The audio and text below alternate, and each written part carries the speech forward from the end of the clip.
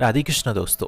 पहले ही ये बात आप सब दिमाग में बैठा ले कि घर परिवार की निंदा प्रतिकूलता हमारे भगवत मार्ग में कभी भी बाधक नहीं हो सकती। यदि हम विचार पूर्वक चले तो, यदि विवेक पूर्वक चले तो। क्योंकि परमार्थ मार्ग में वैसे तो सभी प्रतिकूल होते हैं, ज्यादातर कोई अनुकूल नहीं होते हैं।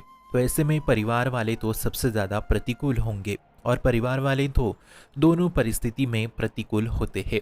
गलत आचरण करें, शराब पिए तभी वो प्रतिकूल आचरण दिखाते हैं, और पूजा पाठ करे, भजन कीर्तन ज्यादा करे तब तो और ज्यादा प्रतिकूल आचरण करते हैं। आप घर में दिन भर पड़े रहो चाहे, उनको चलेगा, परंतु भगवत मार्ग और भजन मार्ग में चले तो समझो आपकी कोई खैर नहीं। तब उनको लगता है ये तो गया, अब ये सन्यासी ना बन जाए बस। तो ये ऐसा इसलिए होता है क्योंकि माया आपके इर्द गिर्द जाल बिछाती है। तो फिर माया सब घर वालों के बुद्धि में जाके बैठ जाती है।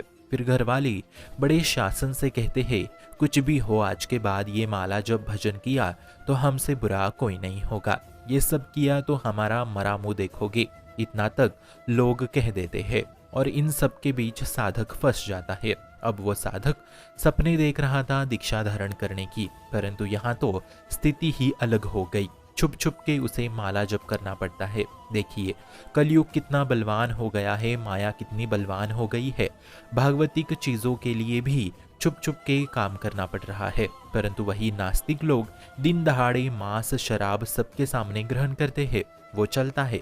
देखिए माया की प्रबल शक्तियां कितनी बढ़ गई है। इससे आप स्वयं अंदाजा लगाए कि माया ने कितने पर पसार रखे हैं। तो ये सब कुछ माया का एक जाल है जो आपको परमार्थ मार्ग से अलग करवाना चाहता है। इसलिए आप विवेक पूर्वक चले।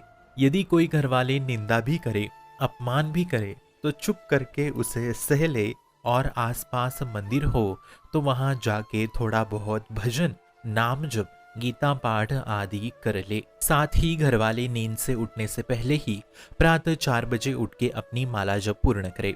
ऐसे अपना रास्ता स्वयं ही बनाते जाओगे तो परिवार की प्रतिकूलता कोई बाधा उत्पन्न नहीं कर सकती। इसलिए शांत रह के एकदम सहजता से मार्ग निकाले।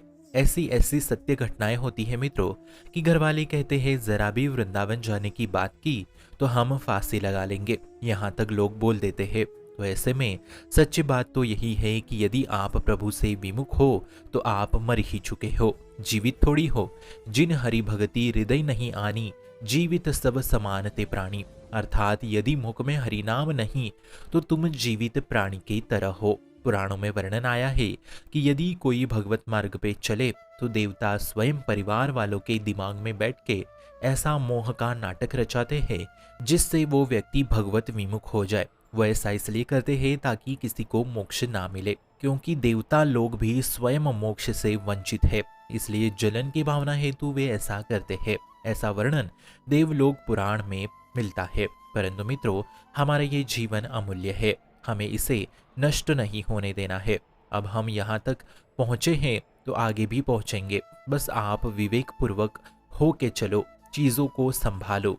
किसी के अंतिम संस्कार के मातम में जाके बातें सुनो। परिवार वाले कहते नजर आएंगे कि अरे वो हमें वो लाके देता था, वो हमें प्यार करता था, अब हमारा आगे कैसा होगा, अब हमारा ख्याल कौन रखेगा। मतलब वो मर गया है, फिर भी परिवार वालों को अपने स्वयं की स्वार्थ की पड़ी है कि अब उनका क्या होगा, उनका स्वयं का ख्याल कौन रखेगा, उनका भविष्य कैसा होगा। देखिए कैसी स्वार्थी दुनिया है। चाहे वो नरक ही क्यों ना जाए, परंतु इनका भविष्य अच्छा होना चाहिए। और जब हम घर वालों के खिलाफ हो तब वो कहते हैं भगवान अब इसे उठा लो, ये केवल बोझ है हमारे ऊपर, क्योंकि अब आप उनके काम के नहीं रहे। इसलिए गोस्वामी तुलसीदास जी कह रहे हैं, सुत बनी जान स्वार्थ रत बनी, ना करू नेह सभी के, अंत ही तो ही तजी के पामर्थ। तो इसमें साधकों का बुरा हाल हो जाता है।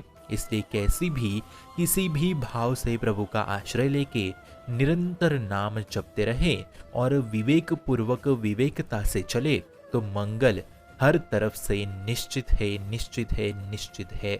शुभम भवतु कल्याणमोस्तु।